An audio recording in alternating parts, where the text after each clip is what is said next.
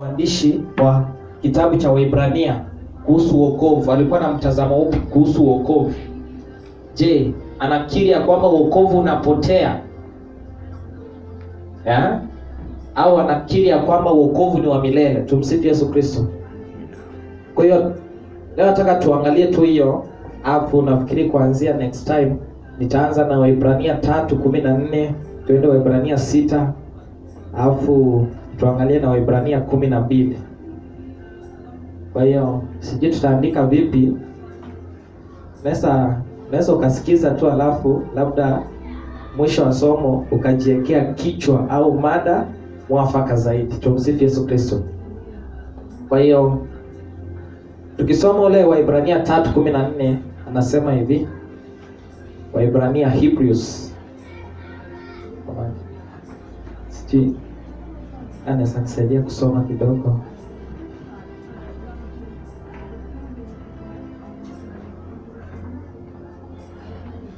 Waebrania 3:14.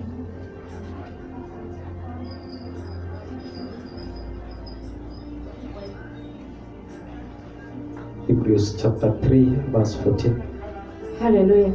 Waebrania 3 mstari wa 13 inasema, lakini muonyane kila siku maadamu itwapo leo, ili mmoja wenu asifanywe mgumu kwa udanganyifu wa dhambi. Nasoma mstari wa 14. Kwa maana tumekuwa washirika wa Kristo, kama tukishikamana na mwanzo wa udhabiti wetu, kwa nguvu mpaka mwisho. Tumsifu Yesu Kristo. Amen. Kwa hiyo amesema kwa maana tumekuwa washirika wa Kristo, kama tukishikamana na mwanzo wa nini? Wa udhabiti wetu, kwa nguvu mpaka mwisho. Haleluya. Amen. Kwa hiyo ukiona kinakaa kana kwamba kinapinga wokovu wa milele, inasema ushikamane na mwanzo wa udhabiti wetu mpaka mwisho. Manake ukiachia katikati kuna balaa. Nasema kwa tafsiri ya jinsi tu ile andiko limekaa kijuujuu. Tumsifu Yesu Kristo. Alafu pia tukitumia mtindo wa kunyofoa, maana wengi wananyofoa, wanakichukua tu hivyo hivyo peke yake. Tumsifu Yesu Kristo. Amina. Wanakichukua hivyo peke yake. Hebu nikwambie kitu kimoja, wakati watu unasoma Bible, mstari mmoja hauwezi ukafafanua chapter mzima. Tumsifu Yesu Kristo. Yaani kile kipengele kimoja hakina maisha yake binafsi. Tumsifu Yesu Kristo. Maisha yake inatokana na maneno ambayo yamezingira kile kifungu. Tumsifu Yesu Kristo. Kwa hiyo tukinyofoa tu, yani tutakichukua na tutakipea maana ya kwamba usiposhikamana na Kristo mpaka mwisho, wokovu wako utafanya nini? Utapotea. Sijui kama unagundua kitu katika mtindo wa kunyofoa, kuna vitu vinaongezwa. Tumsifu Yesu Kristo. Mfano, tukitumia kipengele hichi, hajahusisha mambo ya wokovu kupotea, lakini mtu atakinyofoa, anasema wokovu utafanya nini? Utapotea, ataongezea yake. Tumsifu Yesu Kristo. Kama sema kwa ile ingine anasema na mwanamke ajisitiri, avae mavazi ya kujisitiri na mambo mengine kama hayo. Kwa hiyo mtu anakusomea kile kipengele, alafu anakuambia utaenda wapi? Jehanamu usipofanya nini? Usipofanya vile. Lakini mwandishi hakusema hicho. Kwa hiyo ukinyofoa utakuwa sasa unatoa maana nyingine ya nje ili uje usupport kile ambacho unafanya nini? Unasema. Haleluya. Kwa hiyo ukiangalia hichi kipengele anaanza na jina kwa maana, mstari wa 14. Kwa maana. Alafu kwa maana nafikia kama si wote tunajua kuandika sentensi. Kwa maana ijawahi anza sentensi. Si ndivyo? Eti nianze sentensi kwa maana. Hawezi anza sentensi na jina kwa maana. Manake kuna mahali mtu anatokea na kuna mahali anafanya nini? Anaelekea. Si ndivyo? Kwa hiyo ukichukua tu kipengele kimoja tu hivyo, tena ameanza na kwa maana, yaani unakuwa sijui ni kuiteje. Hauna umakini katika kusoma. Tumsifu Yesu Kristo. Kwa hiyo sentensi haianzi na kwa maana, manake kuna mahali mtu ametokea na kuna mahali anafanya nini? anaelekea. Tumsifu Yesu Kristo. Lakini kabla asijachambua hicho kipengele kwa kina zaidi, Hata tuangalie mtizamo wa mwandishi wa kitabu cha Waebrania. Ndio mwandishi wa hiki kitabu hajulikani haswa alikuwa nani. Hajulikani haswa alikuwa nani. Lakini huyo mwandishi tu nataka tuangalie hoja zake kuhusu wokovu. Alikuwa na hoja zipi kuhusu wokovu? Tumsifu Yesu Kristo. Tasoma Waebrania 2, hata tuangalie hoja za mwandishi kuhusu wokovu katika kitabu cha Waebrania. Waebrania 2 mstari wa 3 mpaka 4. Au sikia. Waebrania 2 mstari wa 3 mpaka 4. Inasema, sisi je, tutapataje kupona? Anasema sisi je, tutapataje kupona tusipojali wokovu mkuu namna hii? Kwa hiyo anaita wokovu nini? Wokovu mkuu. Tuendelee. Ambao kwanza ulinenwa na Bwana, kisha ukadhibitika kwetu na wale waliosikia. Kisha ukadhibitika kwetu na wale waliosikia. Mungu naye akishuhudu pamoja nao kwa ishara na ajabu na nguvu za namna nyingi. Na kwa magawanyo ya Roho Mtakatifu kama alivyopenda mwenyewe. Wow, tumsifu Yesu Kristo. Tunaona mambo ya ishara na ajabu inashuhudu au inadhihirisha kwamba injili ni ya nini? Injili inayofundishwa ni ya nini? Ni ya ukweli. Tumsifu Yesu Kristo. Ngawachi sio kila mahali kuna ishara kuna maanisha ya kwamba mafundisho yote ni ya ukweli. Tumsifu Yesu Kristo. Lakini kusudi la Mungu kufanya ajabu na ishara ziwepo, alikuwa na shuhudu kwa kile ambacho injili au kwa kile ambacho waliokisikia wanakisema, manake ni cha kweli. Tumsifu Yesu Kristo. Kwa hiyo hapa anasema sisi je, tutapataje kupona? Ukisoma katika King James ametumia jina escape. How shall we escape? Anaweza tutapataje kupona? Ile jina kupona watafsiri wa King James wametumia escape.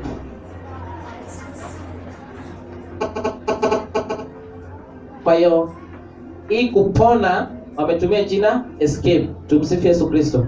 Pia King James ni Bible ambayo walijaribu sana kutoa maneno kutoka kwenye asili. Hebu niisome tusikie jinsi ambavyo King James anasema. Sikia Waebrania 2 hiyo 3 mpaka 4. Nasome King James Version.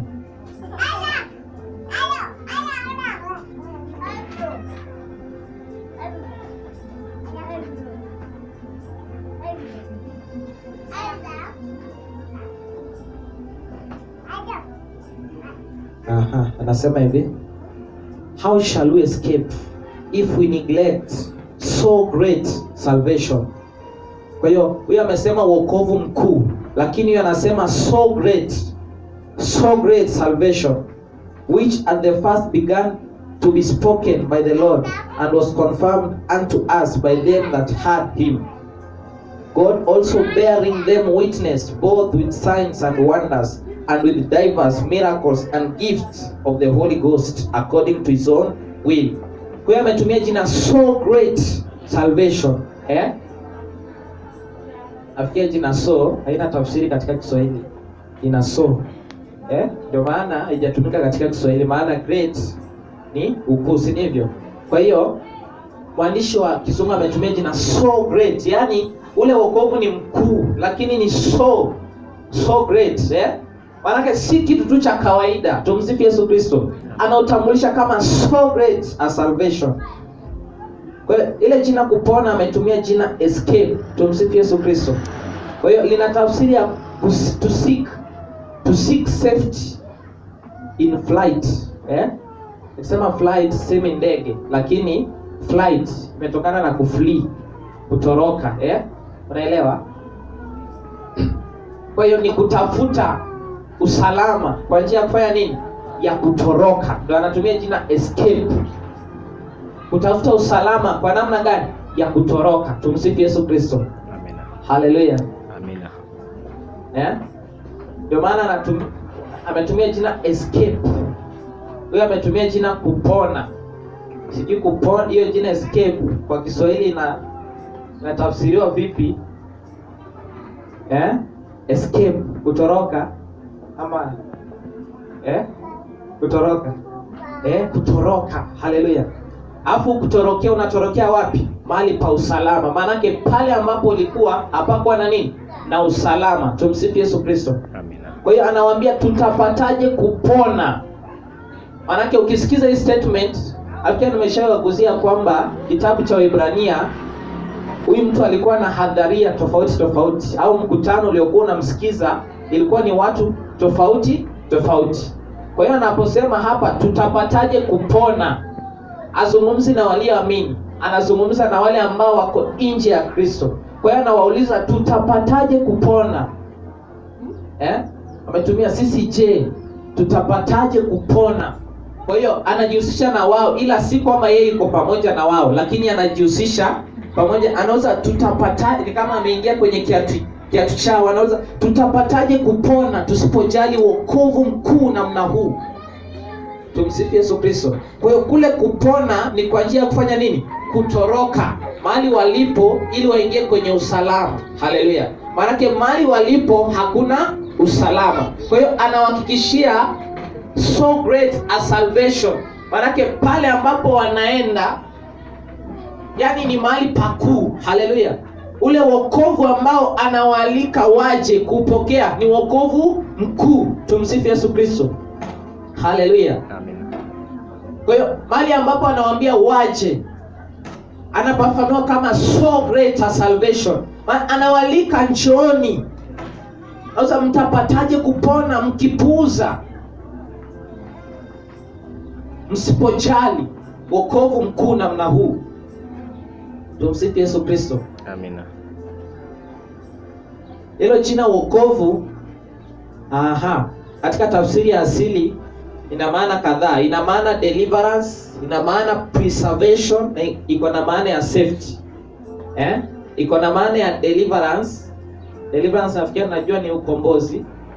Iko na maana ya preservation, kutunzwa. Naelewa? Iko na maana ya safety. Safety, usalama. Alafu iko na maana ya salvation, wokovu. Sasa tumsifu Yesu Kristo. Haleluya. Amina. Pia iko na maana ya rescue, na pia inatumika kwa masuala ya afya, health. Ile jina wokovu inatumika pia katika masuala ya afya. Kwa hiyo mahali ambapo anawalika waje, number 1, watakuwa wapi? Watakuwa katika deliverance, katika ukombozi. Tumsifu Yesu Kristo. Manake wakiwacha kupuuzilia kile ambacho anawaambia, kisha wapone ile ambayo anaita kuescape, watoke mali walipo, waingie katika nuru au waingie katika wokovu. Manake hapo katika wokovu watakuwa wapi? Watakuwa katika ukombozi, watakuwa katika utunzi, na watakuwa katika usalama, na watakuwa katika nini? Wokovu. Tumsifu Yesu Kristo. Amina. Sika tunapatana. Ile jina limetumika hapo wokovu. Hata tukiliangalia kwa sura moja tutakosa vipengele vingine au tutakosa nondo zingine za muhimu. Tumsifu Yesu Kristo. Amina. Kwa hiyo watakuwa katika ukombozi. Ndio maana tunaposema ya kwamba mtu ambaye ameokoka, amekombolewa, manake jina wokovu linakuhakikishia kwa habari ya nini? Ukombozi, kwa habari ya utunzi, na kwa habari ya usalama, na kwa habari ya nini? Wokovu. Tumsifu Yesu Kristo. Amina. Haleluya. Jina la Yesu libarikiwe sana. Amina. Afikia tunapatana. Kwa hiyo mahali anawaalika, number 1, watafanya nini? Watatunzwa. Number 2, watakuwa wamekombolewa. Alafu number 3, watakuwa salama. Hata uone hakuna juhudi zao, kila kitu. Maana jina ambalo limetumika pale katika asili ni jina soteria, ambalo limetokana na jina sota. Sota. Alafu hiyo sota sasa iko na maana ya deliverer, mkombozi. Iko na maana pia ya preserver, mtunzi. Na iko na maana ya savior, Mwokozi. Tumsifu Yesu Kristo. Manake mwenye anahakikishia kwa habari ya ukombozi ni nani? Ni mkombozi. Tumsifu Yesu Kristo. Amina. Mwenye anahakikishia kwa habari ya utunzaji ni mtunzi, na huyo mtunzi ni Yesu mwenyewe. Tumsifu Yesu Kristo. Alafu anahakikishia kwa habari ya wokovu. Tumsifu Yesu Kristo. Haleluya. Kwa hiyo tukiangalia katika hizo sura 3 tunaona ya kwamba anawaalika mahali ambapo hawatahusika, lakini mahali ambapo wanaalikwa hakutakuwa na juhudi zao binafsi, bali kila kitu kitakuwa kinatolewa na mwenye lile eneo ambalo wanaenda kuliingia, ambalo ni eneo la wokovu. Tumsifu Yesu Kristo. Kwa hiyo mwenye wokovu atawahakikishia wokovu, atawahakikishia ukombozi, na atawahakikishia usalama. Tumsifu Yesu Kristo. Haleluya.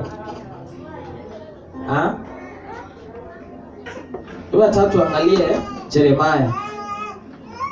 Kama Yeremia 23:5. Yeremia. Tuone kitu hapo. Yeremia 23:5.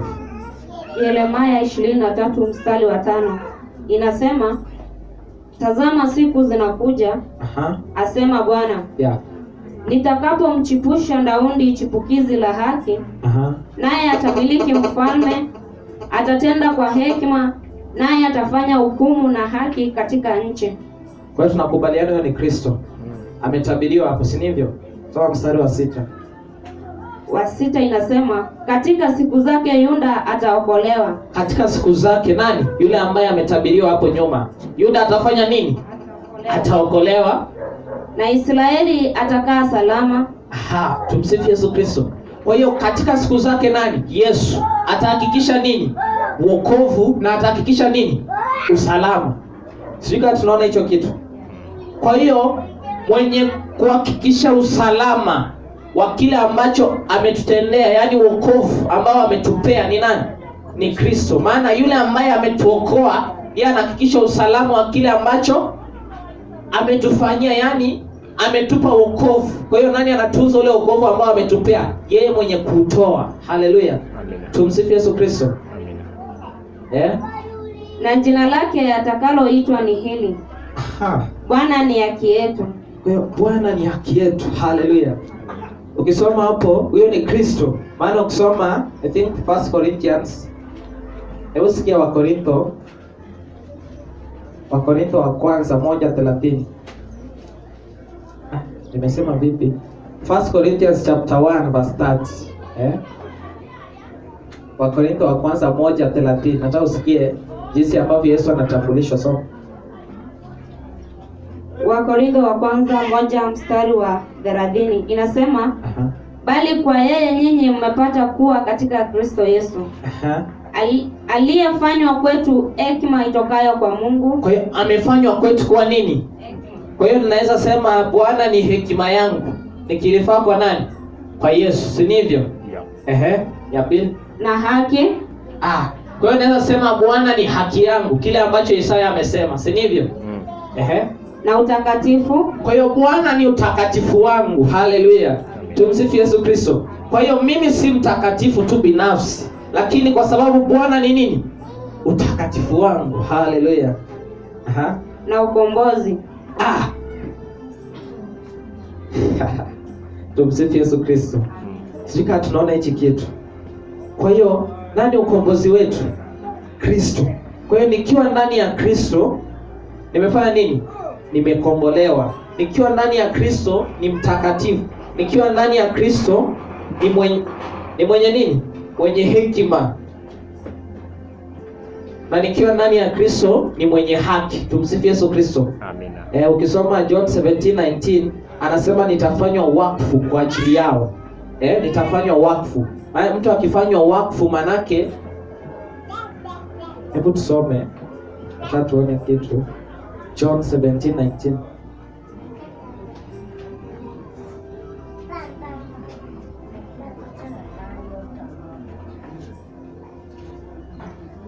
Yohana 17:19.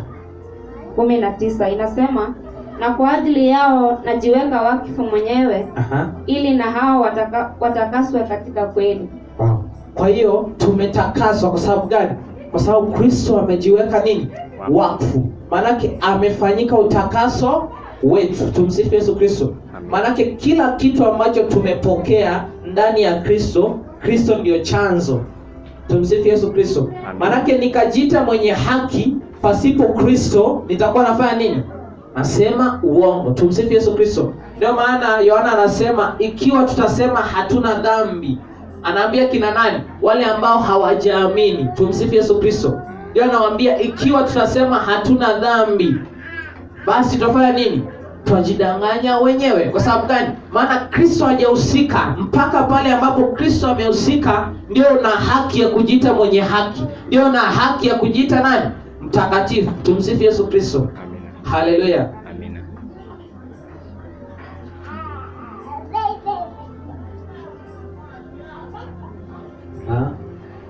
Kwa tunaona anasema mtapataje kupona msipojali wokovu mkuu namna hii. Kwa hiyo utambulisho wa kwanza wa wokovu au mtizamo wa wokovu kwa mwandishi wa Ibrania, kwanza kabisa anasema ni wokovu nini? Wokovu mkuu. Haleluya. Amina. Anasema ni wokovu mkuu.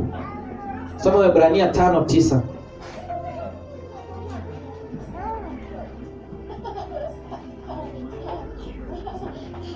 Waebrania 5:6 inasema 9.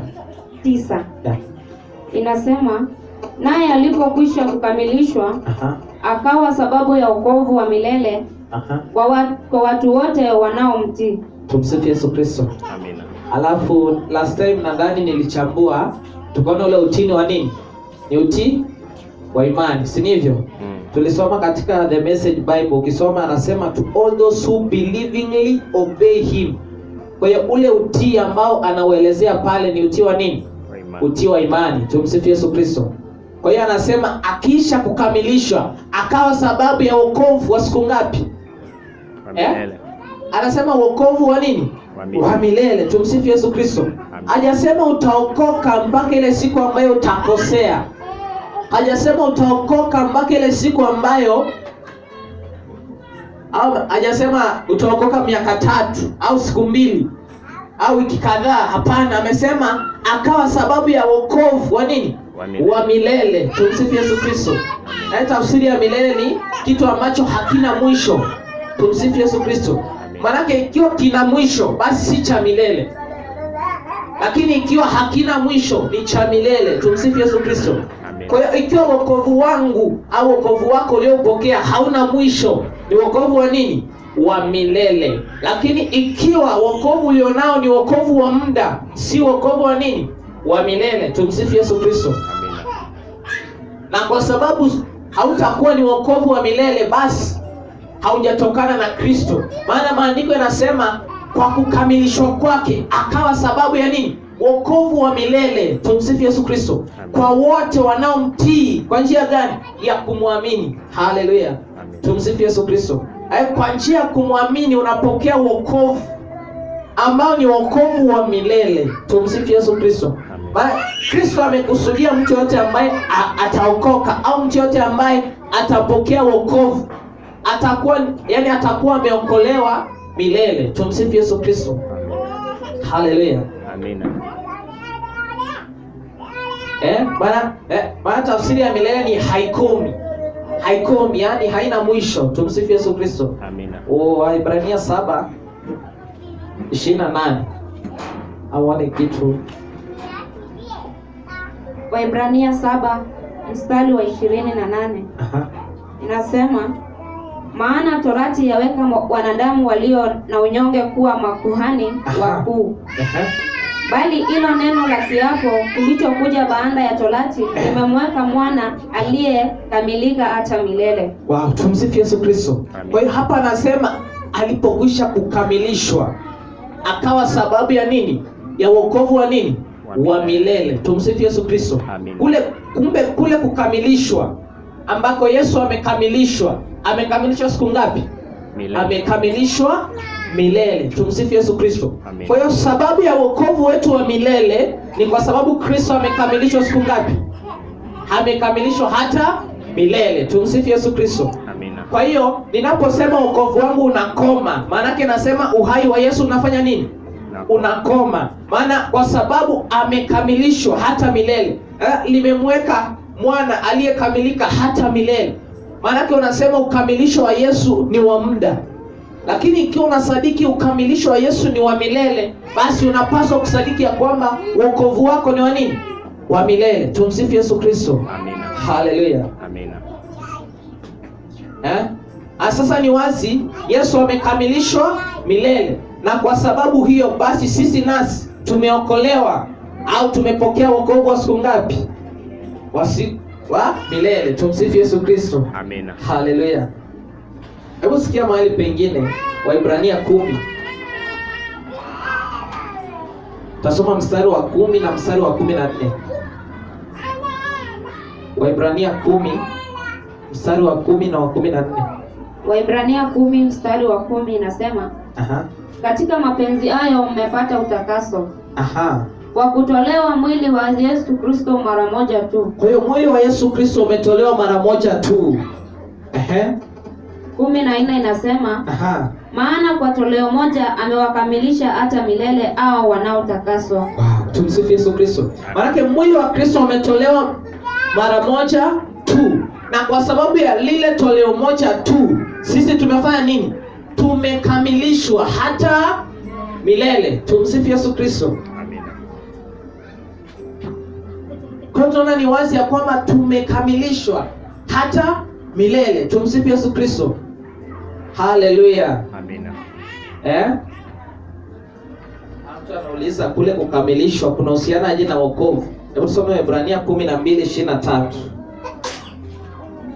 Waebrania 12:23. Tuone kitu. Waebrania 12 mstari wa 23 nasema, mkutano mkuu na kanisa la wazaliwa wa kwanza walioandikwa mbinguni, na Mungu mwamuzi wa watu wote, na roho za watu wenye haki waliokamilika. Hata uone kitu. Mkutano mkuu na kanisa la wazaliwa wa kwanza walioandikwa wapi? Mbinguni. Tumsifu Yesu Kristo. Amina. Kwa hiyo tumeandikwa wapi? Mbinguni. Tumeandikwa mbinguni. Anasema na Mungu mwamuzi wa watu wote, na roho za watu wenye nini? Wenye haki. Haleluya. Haki, mtu mwenye haki ni mtu aliyefanya nini? Aliyeokolewa, si ndivyo? Kwa hiyo anasema na roho za watu wenye haki waliofanya nini? Waliokamilika. Maana hauwezi ukakamilika mpaka umefanya nini? Umeokoka. Tumsifu Yesu Kristo. Sababu ya ukamilisho wako ni sababu ya wokovu wako. Maana napozungumzia umekamilika, anazungumzia kwamba umeokolewa. Sio kama unapata. Naposema ya kwamba umekamilishwa, kwa namna nyingine nasema ya kwamba umefanya nini? Umeokolewa. Tumsifu Yesu Kristo. Amina. Haleluya. Amina. Kwa hiyo afikia tunaanza kuona wokovu. Alisema tutapataje kupona tusipojali wokovu mkuu namna hii, Kwa hiyo afikia tunaanza kuona ukuu wa ule wokovu kama ambavyo mwandishi anataja. Manake ukuu wa ule wokovu uko katika namna ya kwamba haupotei. Ni wokovu wa milele. Tumsifu Yesu Kristo. Ni wokovu unaodumu hata milele. Tumsifu Yesu Kristo. Amina.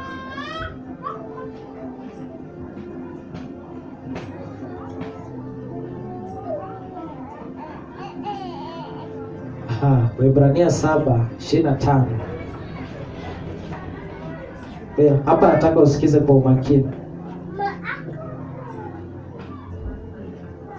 Waebrania 7 mstari wa 25. Inasema, naye kwa sababu hii aweza kuwaokoa kabisa wao wamjiao Mungu kwa yeye, maana yuai siku zote ili awaombee. Kwa hiyo ametumia jina aweza kuokoa kiasi gani? Kabisa. Tumsifu Yesu Kristo. Amina. Au sijui kama unaona namna ambavyo ameanza sentensi ameanza kwa kusema vipi? Naye kwa sababu hii. Naye kwa sababu hii. Maana kuna mali anatoka na kuna mahali anafanya nini? Anaelekea. Kwa hiyo anasema naye kwa sababu hii. Maana kuna sababu amepeana hapo mbele, hapo nyuma. Kwa hiyo anasema naye kwa sababu hii aweza kuokoa kabisa wao wamjiao Mungu kwa yeye, maana yu hai siku zote ili awaombee. Tumsifu Yesu Kristo. Amina. Nataka uone, nisome katika tafsiri ya TKU. Ndio, Waebrania 7:25.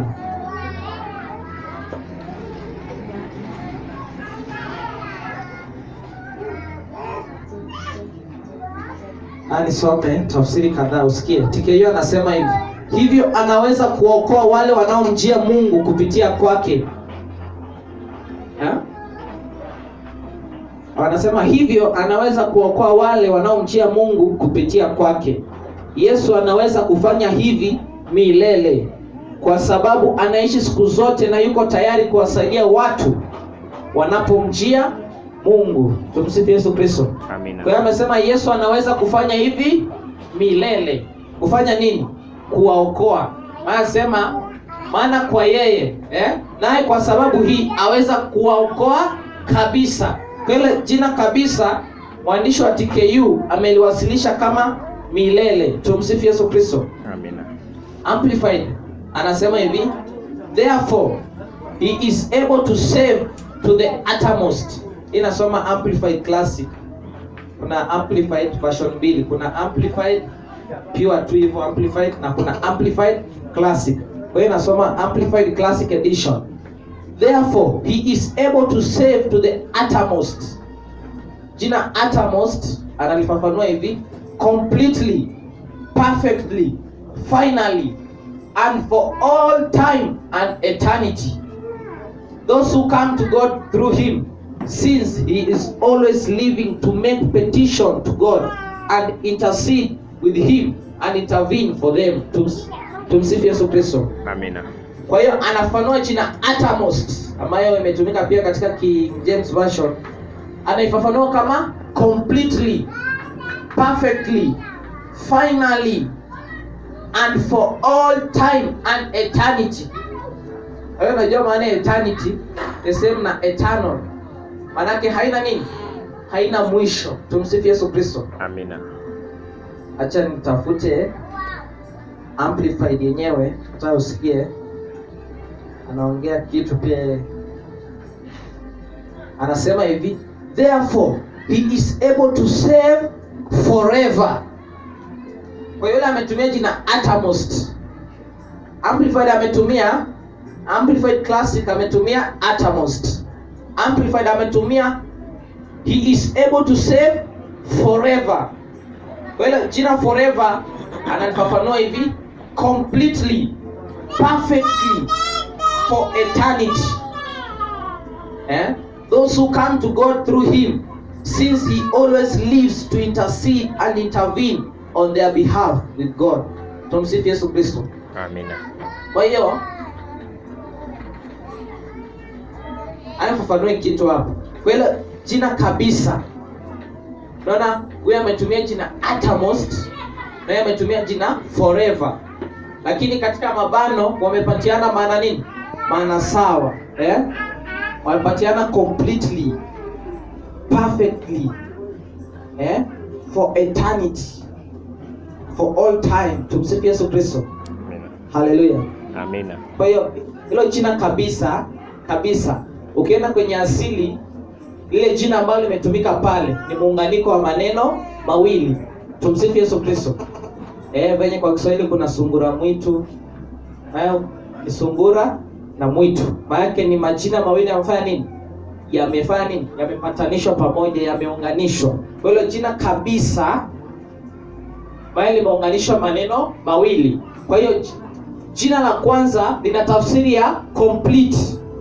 Tumsifu Yesu Kristo. Amina. Leo wamepeana pale la tafsiri ya complete.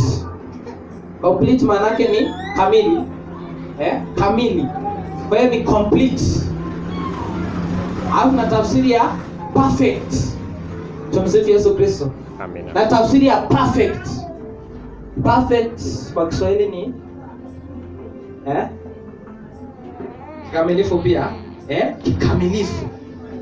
Alafu ukienda pia kuangalia ambayo watafsiri wa Amplified hawajaweka, iko tafsiri ya jina thoroughly. Yaani thoroughly maana na sijui niseme vipi kwa Kiswahili. Afika tunajua jina thoroughly. Nikikwambia kwa mfano niambie mtu apanguze hapa thoroughly, maana namwambia kila mahali hakikisha amefagia kila mahali, na kule kufagia ama kule kuosha hakikisha kumefanya kumeng'ara kabisa. Maanake tafsiri ya kwanza ni kila mahali, na tafsiri ya pili ni yani pawe perfect, pawe sambamba kabisa. Tumsifu Yesu Kristo. Hiyo tafsiri ya kwanza. Au pia tafsiri ya kwanza iko na tafsiri ya jina whole maanake ni mzima. Usisaze mahali, whole. Tumsifu Yesu Kristo. Amina. Whole. Mzima. Tumsifu Yesu Kristo. Amina. Afsa ile jina ya pili ndio jina eternity. Tumsifu Yesu Kristo. Ndio jina milele. Ndio jina milele, eternity, milele. Tumsifu Yesu Kristo. Amina. Kwa hiyo anaposema ye awezai kuokoa kabisa. Kwa hiyo hata tuone kitu. Kwa hiyo anaposema ye awezai kuokoa kabisa, ile jina kabisa tunaweza kana kwamba tutumie jina kamilifu, awezai kuokoa kikamilifu kutokana na jina complete, kikamilifu. Na perfectly kwa Kiswahili nikitumia kwa Kizungu itakuwa completely perfect. Kwa nikitumia maneno ya Kizungu itakuwa completely perfect. Maanake kwa Kiswahili nafikia tunapata. Nikisema completely perfect. Kwa Kiswahili sijui hatuna wakalimani hapa. Nafikia tunapata kitu completely perfect. Maanake ni perfect. Sijui perfect.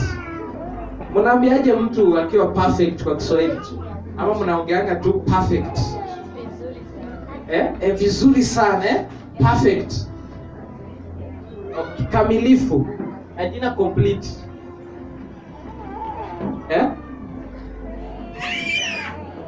Haya maneno mawili yana tafsiri moja kwa Kiswahili, si ndivyo? Kwa ndio hasara ya Kiswahili wakati mwingine. Kiswahili saa zingine iko na unaona, ukiangalia Kiswahili inakuwa na maneno iko limited. Maneno ya Kiswahili yako limited. Ndio maana ukisikiza mhubiri akihubiri Kizungu na mwingine anahubiri Kiswahili, huyo wa Kiswahili atakuwa limited kwa maneno. Si kwamba hawezi aka-explain kile, lakini maneno ya ku-explain kile kitokee. Ukiangalia kwa mfano anasema wokovu mkuu, lakini mzungu amesema vipi? So great a salvation. Tumsifu Yesu Kristo. Kwa hiyo ukikaa katika vikao viwili utapokea vitu viwili tofauti. Maanake ya kwanza itakaa kana kwamba iko limited, mkuu. Ndio ni mkuu tu, mkuu.